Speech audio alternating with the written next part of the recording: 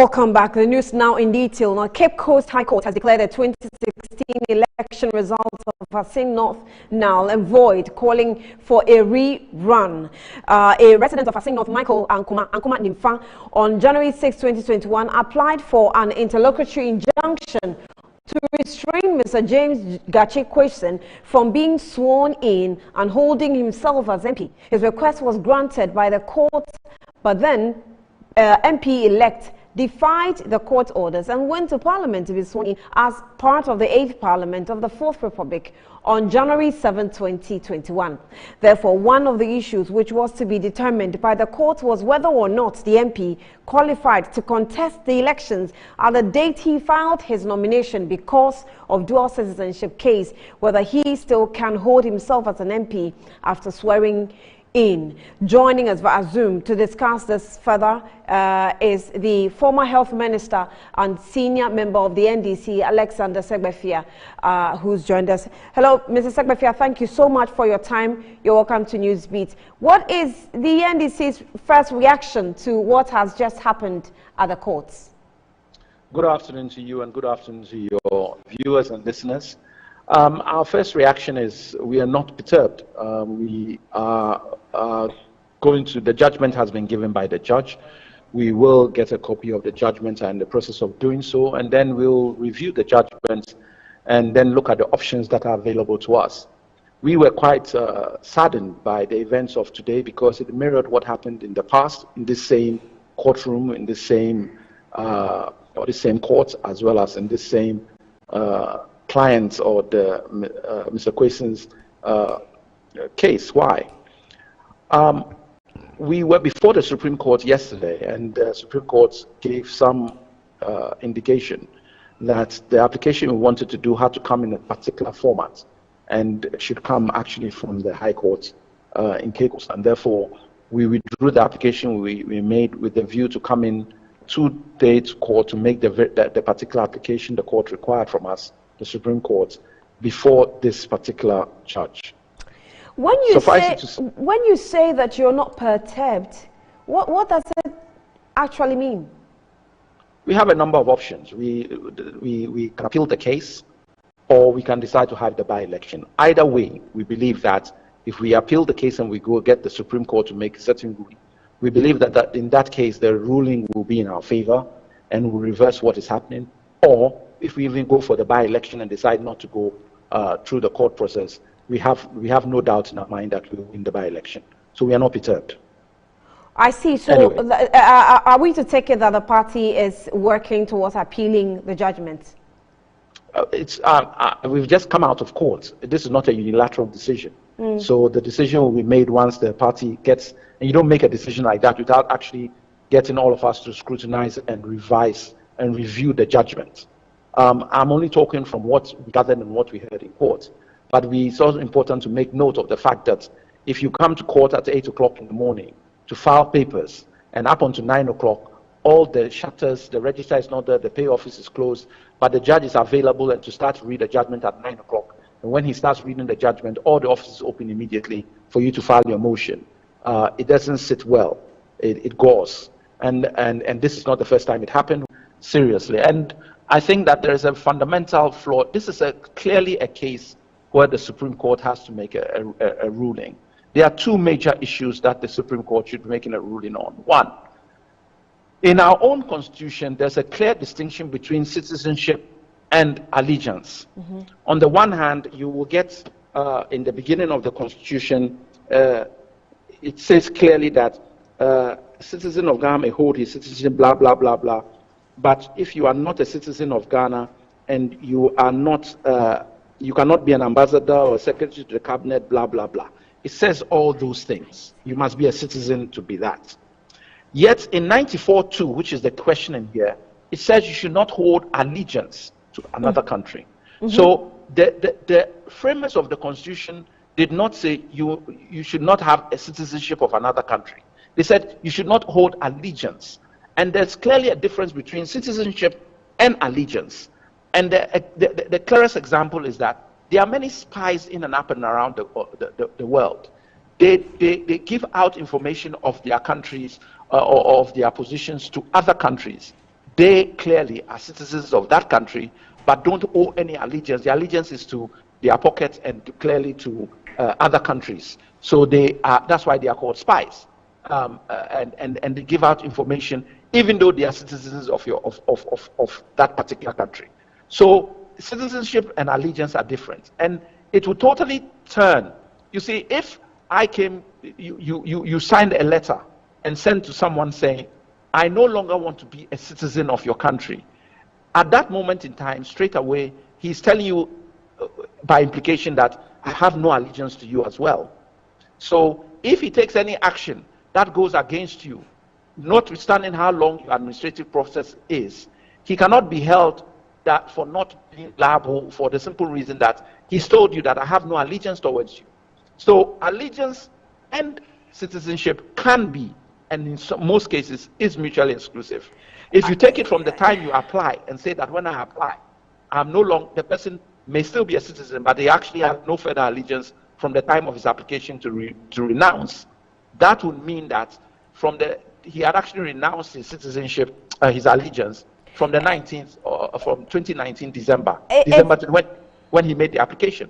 But nobody has ruled on that difference, and that is a ruling that the Supreme Court must make. And that is why we wanted to have this before the Supreme Court, because if the Supreme Court then turned around and said, no, we still think it's the same as the Zanetto case and therefore it's at the time of filing, so be it. But if they turn around and say, well, actually there's a distinction between the two, and therefore allegiance is at the time when you revoke, then it opens the door. And don't forget, here we are all shouting, rope out, rope out. We want people from abroad to come and vote, and yet the very same people who are shouting don't want to show some level of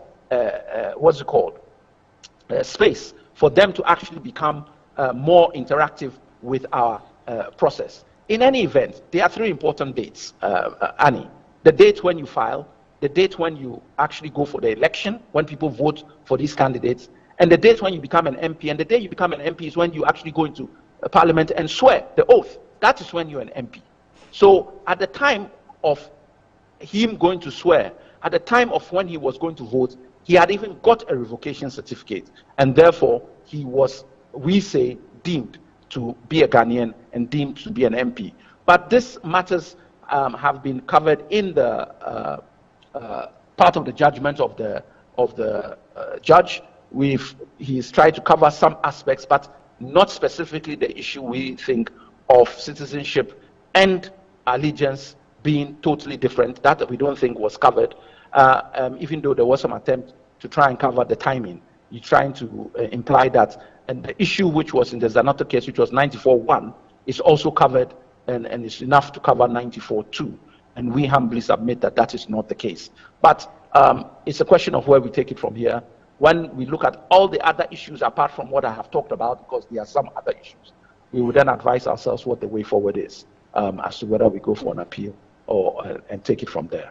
Well, it's interesting the interpretation you are seeking to give to holding of allegiance as against citizenship. I'm not even giving a distinction. The distinction is in the Constitution. Right. The Constitution uses the word citizenship. Right. If you look at Section 1 of the Constitution, Section Article 8, Article 8, 1 and 2, it talks about citizen of Ghana. And says who can qualify to hold. If he holds the citizenship of any other country, he cannot hold certain positions, ambassador, secretary to the cabinet, chief of defense staff. It talks about citizenship. It doesn't talk about allegiance. Then you go to Article 94(2), qualification for an MP. It talks about allegiance. The framers of the Constitution are clear that they are two separate things. It's not me saying.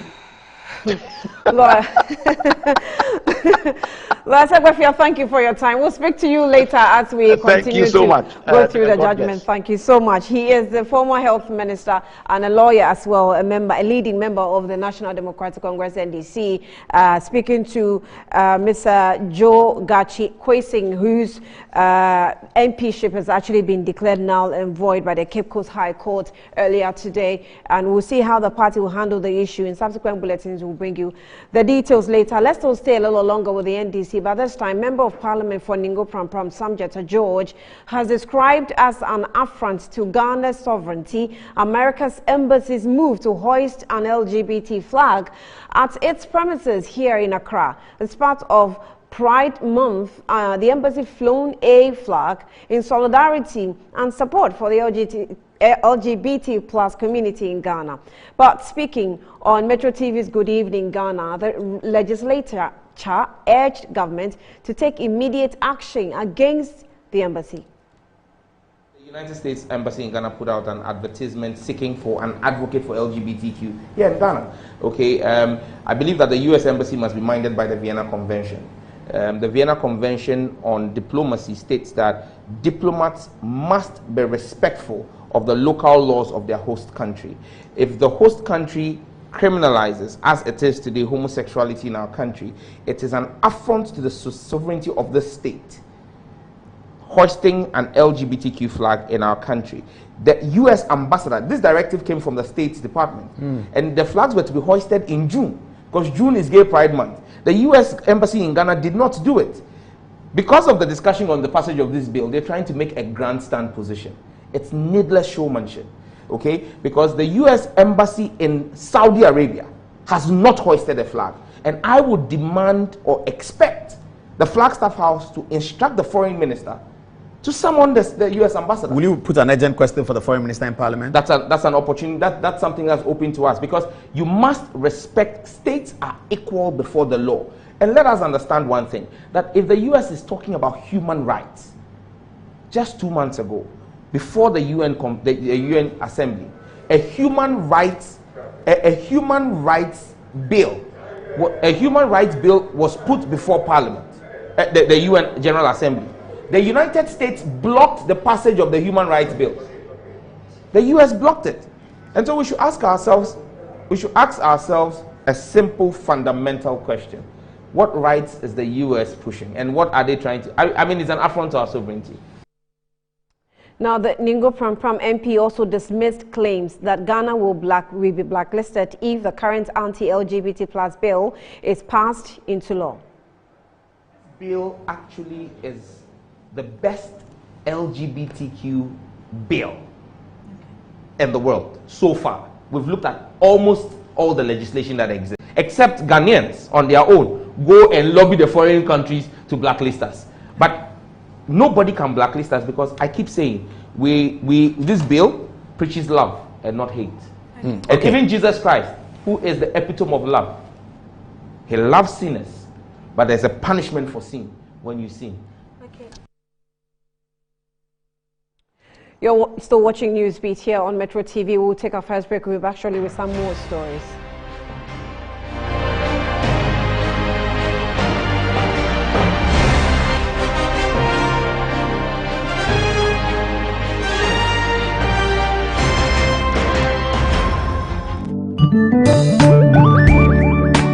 In Ghana and in Africa, there is only one place to look to get that luxurious design and decor for your offices and homes. Visit Jamila Home. We give you the climax of luxury wherever you find yourself. Presidential and executive office furniture, living room sets, dining set, stunning mirrors, adorable wallpapers, lovely king and queen size beds, valuable antiques and antique goods, beautiful chandeliers and more. Into the bargain, we provide caring customer service, prompt delivery service, skilled and artistic full house design and decor services, and free decor ideas for your space. Our products and service is unparalleled, boasting of top-tier clients all over the globe.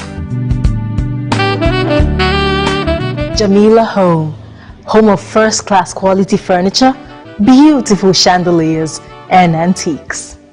The search for a reliable partner in dealing with buses, genuine spare parts, its repairs and maintenance at our highly effective workshop with remarkable speed.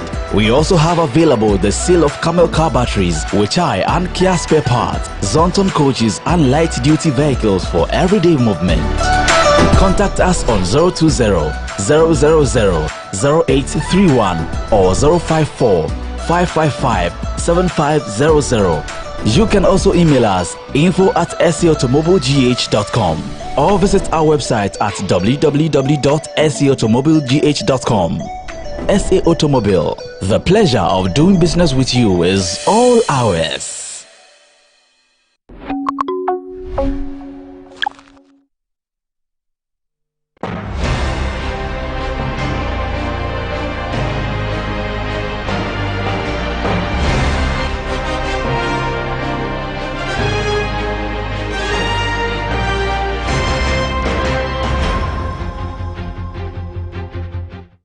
Welcome back to NewsBeat on Metro TV. Now, to do some more stories, former General Secretary of the National Democratic Congress, Samuel Koku Anyidoho, has issued a short response to the party's decision to expel him from the party.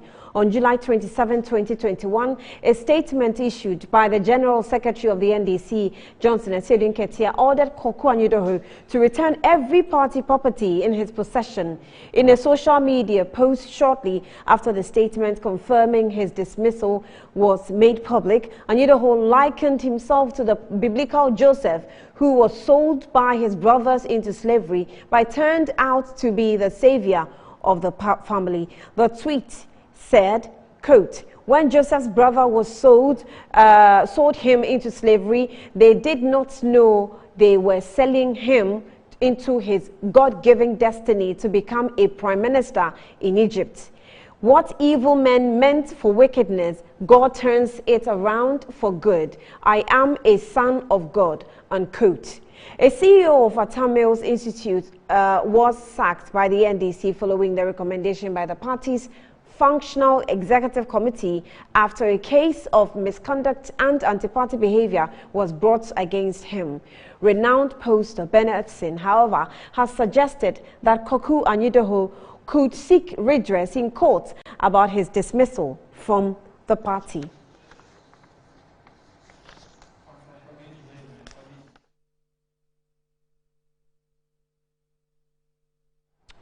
Now, today is World Hepatitis Day, and 1 out of 12 persons in Ghana is living with hepatitis B.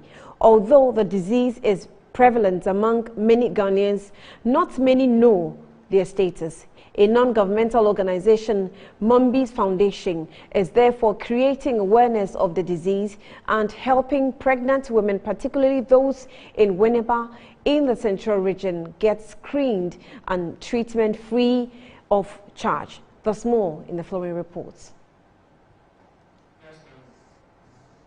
An estimated 240 million people in the world are chronically infected with hepatitis B. The disease is a viral infection that affects the liver. As part of activities to mark this year's World Hepatitis B Day, which is observed annually on July 28th, a non-governmental organization, Mumby's Foundation, has screened and vaccinated more than 400 residents of Winneba in the central region. The exercise was funded by the MP for the area, Alexander Apenyo-Markin. Addressing residents during the exercise, the acting municipal director of Health Service in Efutu, Maria Tuseidu, encouraged them to get tested to know their status.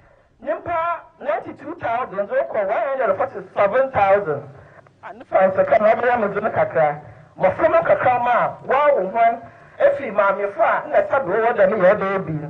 Also, over your baby. In case you would have a papa, but send the table from my dash, you go share if you try my hand, and I don't have my hand. Let's say, I'm a fool way too much. Your baby, I'm a horse, and I want you when you be there. Where will in time, and the people for your uncle hospital for uncle. This I am quite. If I don't show me the name of the day, if I had a mere baby, you won't see into that, and I am grand. I'm a time of my young one, once you win your bee. Investment is needed to fight the disease, as not many can afford vaccination and treatment, says Israel Adoble, founder of Mumby's Foundation. Out of a little over 2,000 people that was screened, we had 178 people testing positive. And so when the results came, it was quite of a shock. And so what happened was that why not do something, come up together with something to help these vulnerable people in the communities. So the idea started from there, and then we came up with the idea of Mumby's Foundation. We told the honorable member, and he supported us, and now that led to the birth of Mumby's Foundation. So basically what we are doing We are tackling hepatitis B in general, but our focus is on mother-to-child transmission, since we realize that is where a lot of the challenge is when it comes to the fight of hepatitis. Dr. Akwesi Bota is medical superintendent at Winneba Municipal Hospital. The biggest way we can prevent hepatitis now is to have the vaccine. Hepatitis is recognized as one of the vaccine-preventable diseases in Ghana. So we are encouraging mass vaccinations for this reason that all our newborns are vaccinated at delivery. The same reason why we encourage people to go and get screened, so that if they are candidates for vaccination, they can receive the vaccine there and then. Some beneficiaries expressed their gratitude to the organization. So the screening is encouraging. Osande, Emi was screening me or negative. Now me take a job and so. Inti, at least me in there memorable or be protected. Because to medino ama dodo na anka ebia when you scan for hospital no ombenya akwenya no na omaye na aboa dodo na womo enya vaccination no.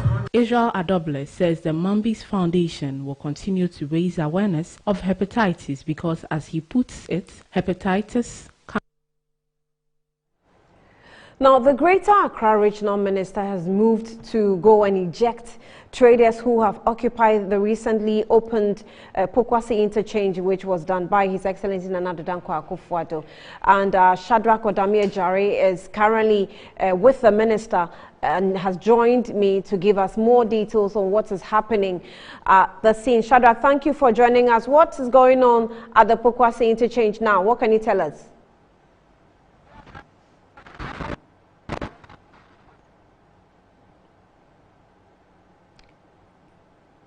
Hello, Shadrach.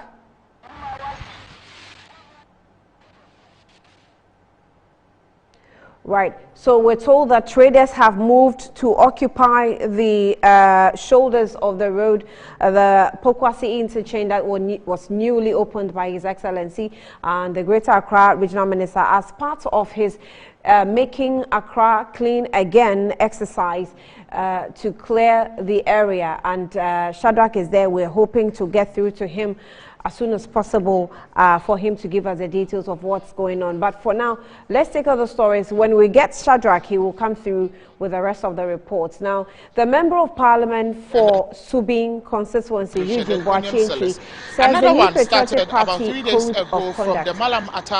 Okay, we're told that Shadrach is on, so let's see if we can get Shadrach for some more details. Honorable Henry Quart's own constituency. So we went round with his team to look at encroachers and then structures that were blocking waterways or were... It's making noise. It's making noise. Drainage. After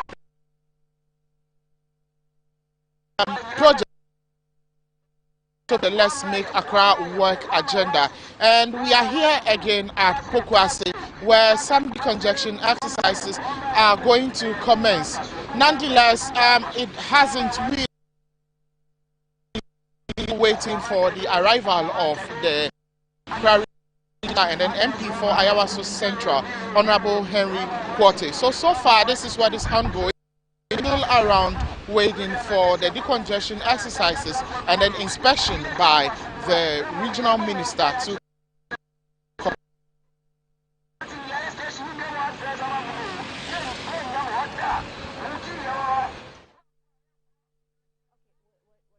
communicate with Shadrach, but obviously he cannot hear me. So let's take a break. You're still watching NewsBeat here on Metro TV. We'll be back shortly.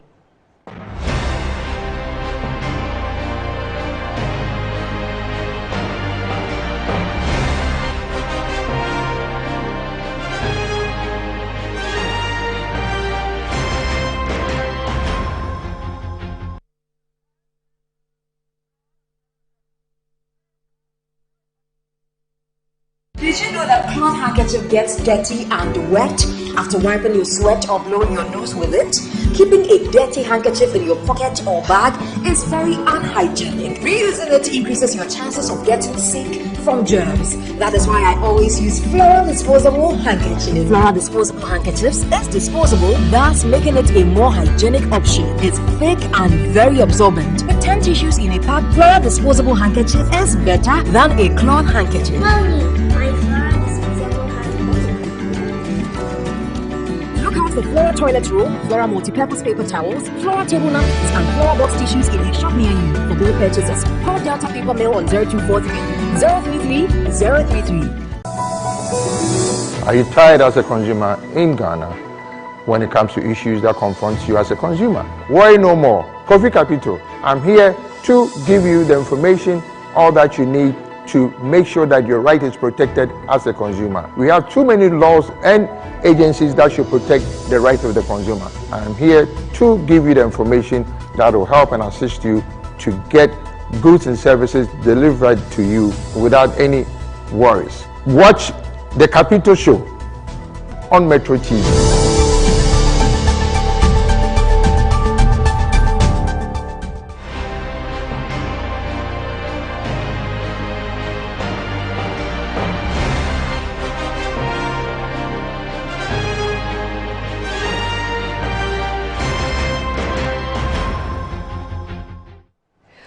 Right, you're welcome back to NewsBeat on Metro TV. We're coming to you live from the Akua Bohima studio. Now, we still have ways and means of promoting Ghana and making it a tourism center and, of course, generate some monies from it. Let's see how we can do that. The businessman is in the house with me, Kenneth, to tell us more.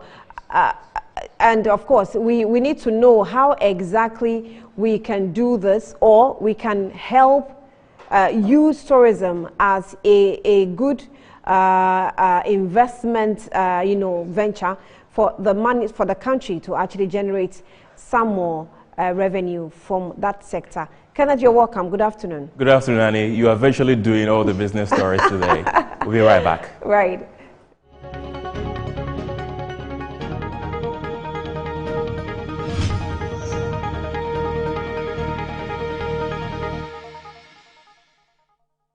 Our first story, tour operators promoting domestic tourism in the country have called on government to liaise with the private sector to address an annual seaweeds invading coastal communities in Ghana. They want government to work closely with coastal communities to find a lasting solution to the problem. Our Western Regional Correspondent Zambaga Rufai Saminu has visited Atuabo, one of the affected communities, and has come through with this report. The tour operators say they will take a collaborative effort to deal decisively with the menace of the sea waste. Speaking in an interview with Metro News, Managing Director of Adansi Travels, Gideon Asare, explained that since other countries have been able to deal with the problem, Ghana can also do it. So I was at Lumu and they have a clean beach. We don't see the seaweed. So I was asking why, and I was there when I saw about 7 people coming to collect the few ones that were coming. And he told me that constantly they have to come. So like they have to engage them almost every day to clean it. So how many facilities will be able to do that? Only the luxury one. So maybe there should be, I know from my travels to certain places, like when I was in Cancun, I realized that they have this strata that is on the resorts that moves occasionally to collect them and dump it somewhere. So maybe facilities managers should look at it and see how they can get some of these machines so that they can clear it, because it really muddy the beach and it doesn't really make it attractive, inviting for tourists to really enjoy the beach. He advised government to work decisively with the private sector to accelerate interest in tackling the seaweeds. Government will partner with the private people and see how they can help. Maybe the private man want to bring some machine and the government can waive the custom duty and all those things so that they can do that for the purpose of clearing, making the beach attractive. You know, it sells Ghana when you take drone pictures of this place and these are not there. it will sell Ghana. On his part, an executive member of Takrady Airport Drivers Association, Mutaru Mohammed Adamu, said tourists being taken to various resorts along the beaches feel uncomfortable with the seaweeds. These tourists are complaining because when they are coming, they ask about many questions about the beach. They love sandy beaches.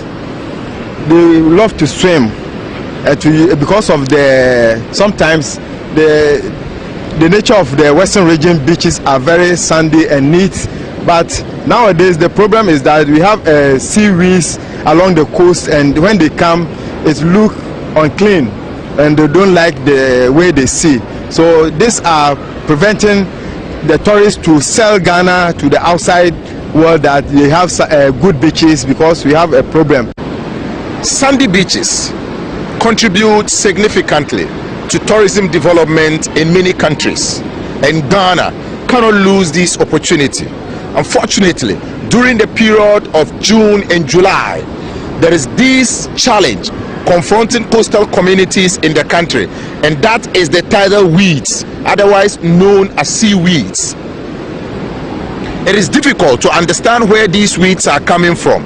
They are pouring out in numbers through the sea, but communities have not been able to gather courage and the momentum to clean the beaches, to get the filth out of this side. So the only way we can continue to make our beaches attractive to tourists who are visiting the country is to continue to maintain the standard of sandy and clean beaches, because it is important to make our beaches attractive to foreigners, particularly tourists who are visiting the country for the first time. Reporting for Metro News, Zambaga Rufai Saminu. Now, the Chamber of Petroleum Consumers, COPEC, says government can rake in more than 150 million cedis annually to the road fund if all toll booths in the country are automated.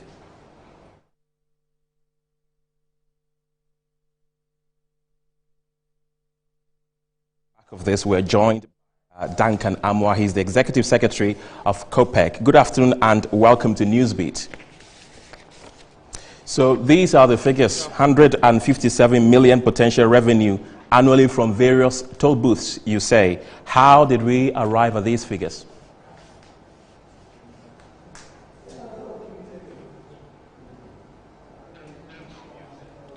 Mr. Amwa, kindly unmute your microphone. Okay. So,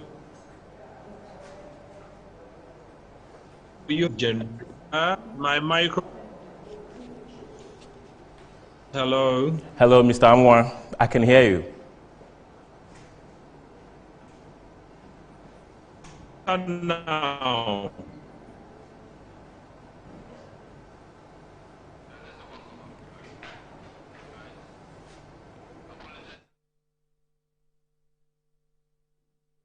For that technical hitch. Let's move on to other stories. Now, Bank of Africa, the head of cross-border trade and business synergy, Musa Abdul Rahman, believes the African Continental Free Trade Area will provide a common platform for the traders across the continent, and it treats all African countries to commit to the AFTA agenda. He spoke in an interview with Metro News. It is an emerging solution that requires regulations. So if we do not have the regulation to regulate it, I do not think that it is something that we need to rush into. We need to look at it, learn from other places that have already deployed it, what are the pros and cons, before we think of going into it. I know the central bank is looking at it, and I'm sure at the appropriate time they'll come out to tell us, their firm position. So we have Mr. Duncan Amwa, who is the Executive Secretary of COPEC, back on the line. Good afternoon once again. So I was asking, these are the figures: 157 million potential revenue annually from the various toll booths, you say. How did you arrive at these figures?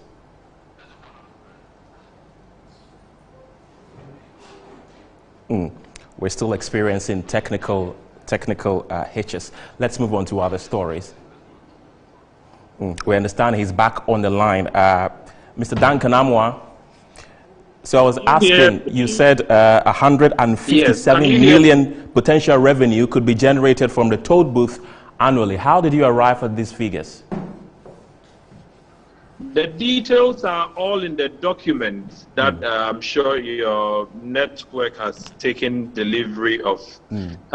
We are looking at a way to enhance revenue for the state and also ensuring that the teething problems with the traffic buildup across the various toll booths are dealt with once and for all.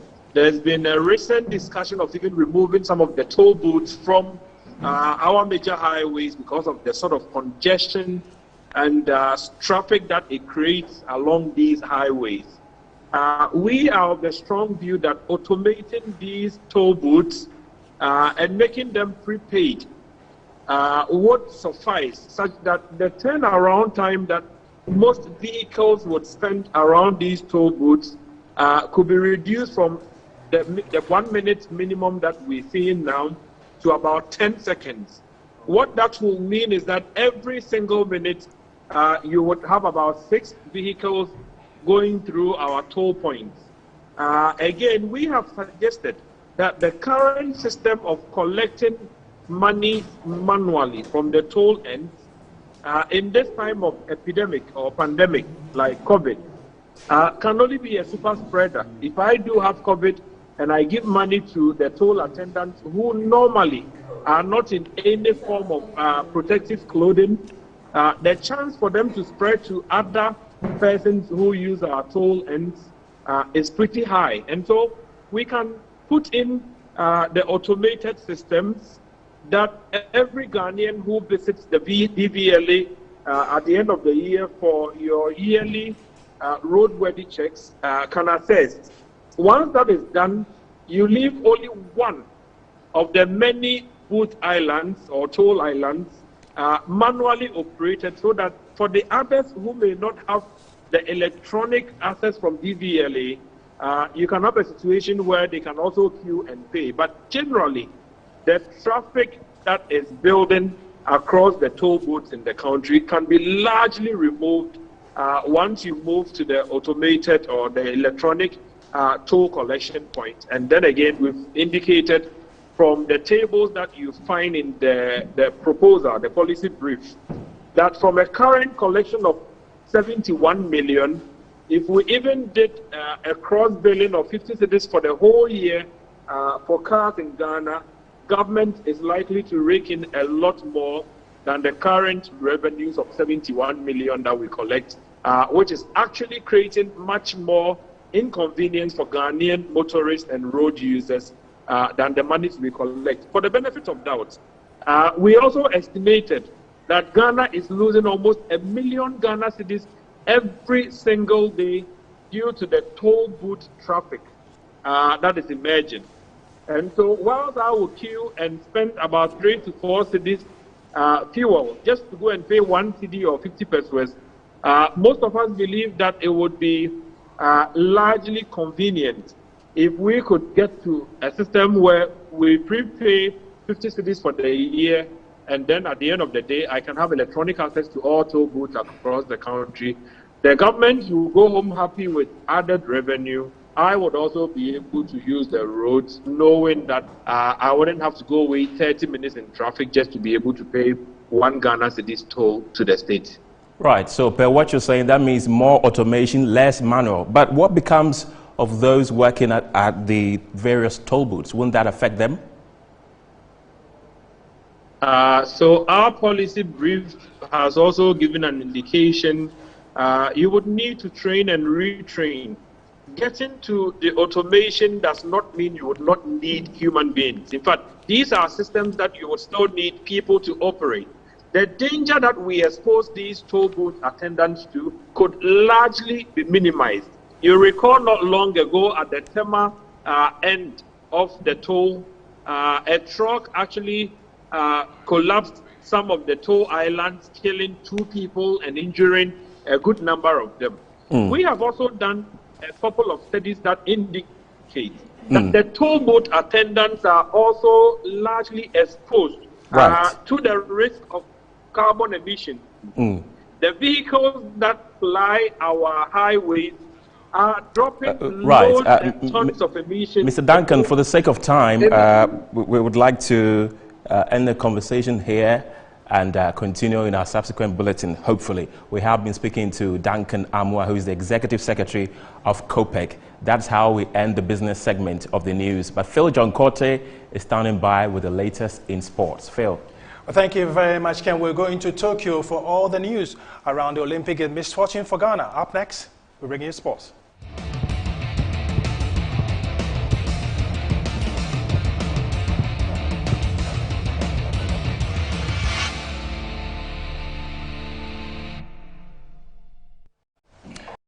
Welcome back. My name is Phil John Korte. Let's go straight to the Japanese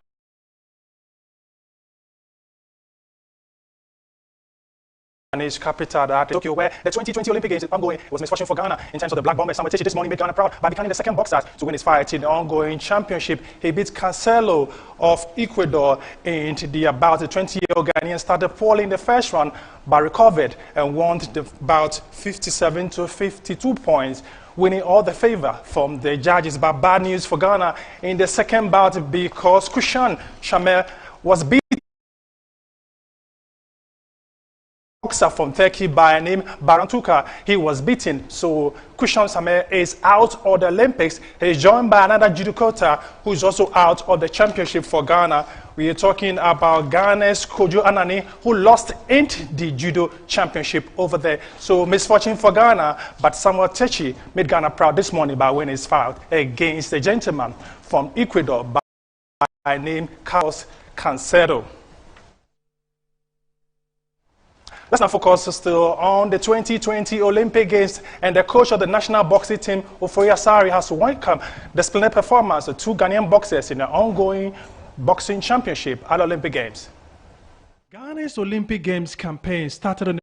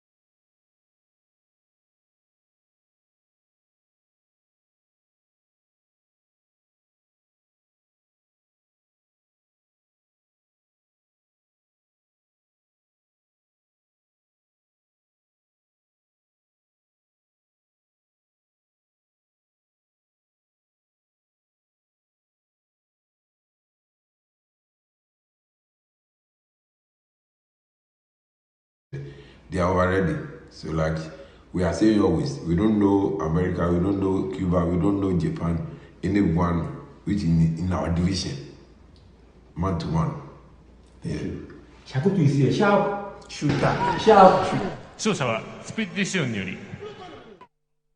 So talking about boxing, the former president of the Ghana Boxing Authority, Peter Raymond Zwenis, has called a new leadership of the Ghana Boxing Authority to ensure that education is part of amateur boxing training.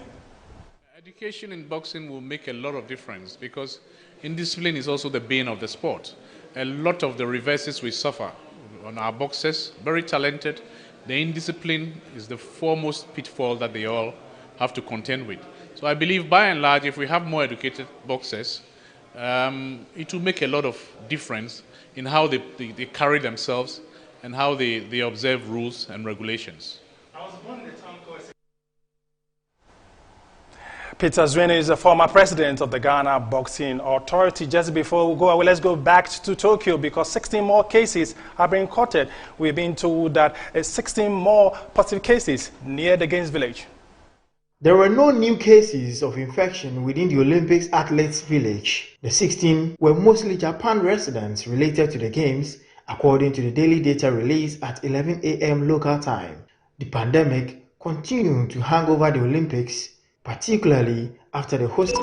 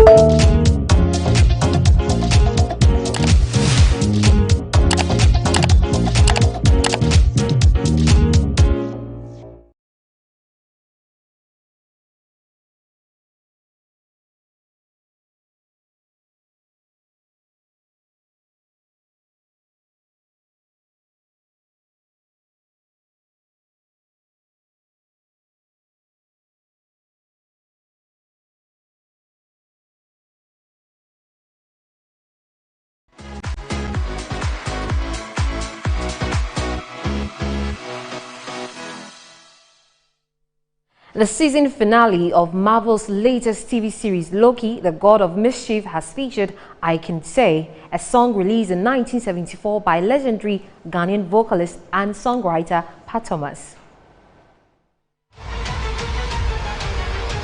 Loki is an American television series created by Michael Waldron for the streaming service Disney Plus based on Marvel Comics. Loki, the God of Mischief, steps out of his brother's shadow to embark on an adventure that takes place after the events of Avengers Endgame. One of the legendary Ghanaian vocalists and songwriters, Pat Thomas's song, has been featured in the season finale of Loki. This came to light in New Rock Stars, who specializes in footage breakdowns and Easter egg hunts on YouTube, as he shared details of a few more songs Marvel used in this season finale. The brilliant song I Can Say is from Pat Thomas's second album. Pat Thomas introduces Marijata, released back in 1976. Ghana has already had at least one actor in a supporting role in Marvel's cinematic universe, with Ibrahim Atta playing Peter Parker's academic decathlon teammate Abe in 2017 Spider-Man Homecoming. Well, that's it for entertainment news. My name is Harriet Addy. Up next is international news with Annie Ampufo. Thank you, Harriet, for the international stories. Let's now do some international stories.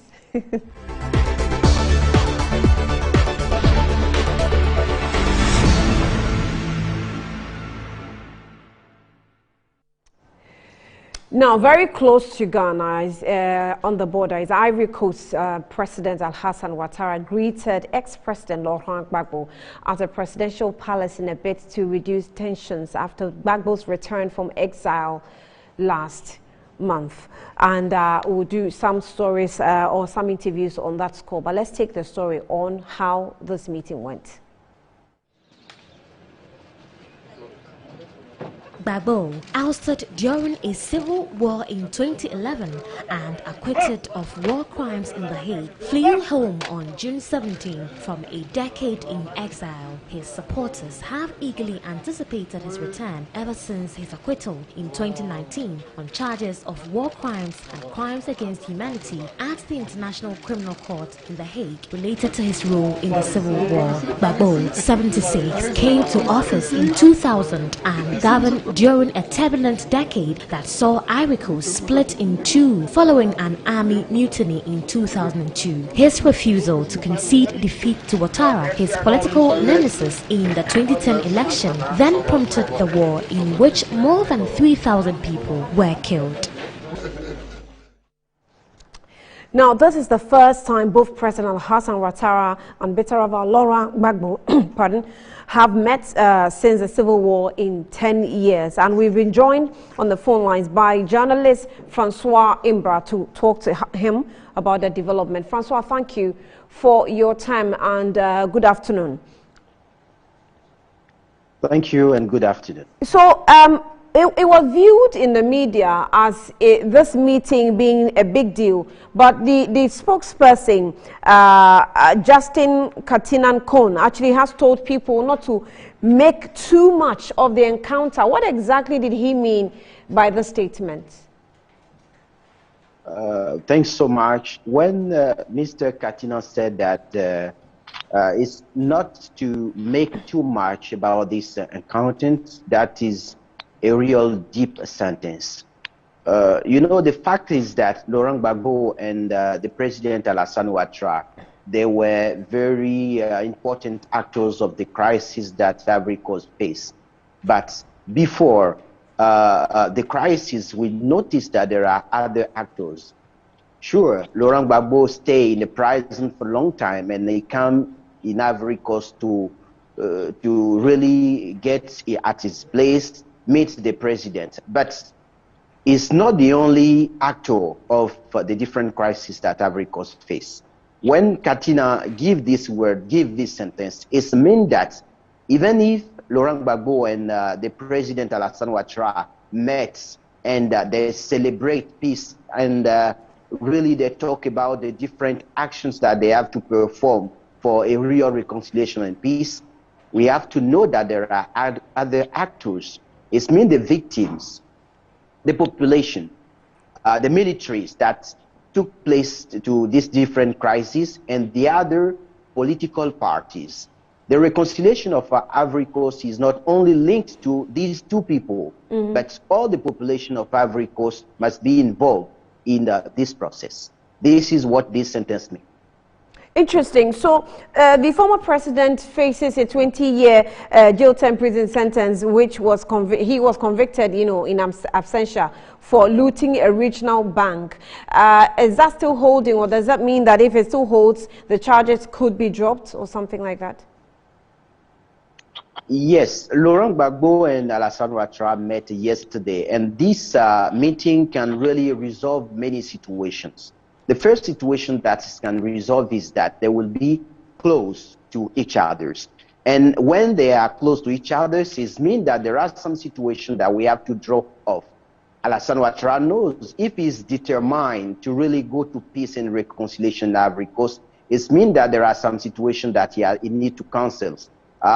If he decided to imprison again Laurent Gbagbo in Ivory Coast, this can really make the tension very high and create the problem concerning reconciliation. So if Alassane Ouattara is determined to get to reconciliation in Ivory Coast, if Alassane Ouattara is determined for peace in Ivory Coast, for me, this situation can be dropped.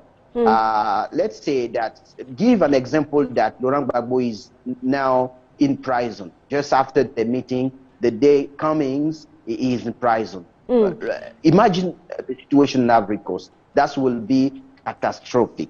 So putting again Laurent Gbagbo in prison is not the solution. For me, it will be a kind of grace.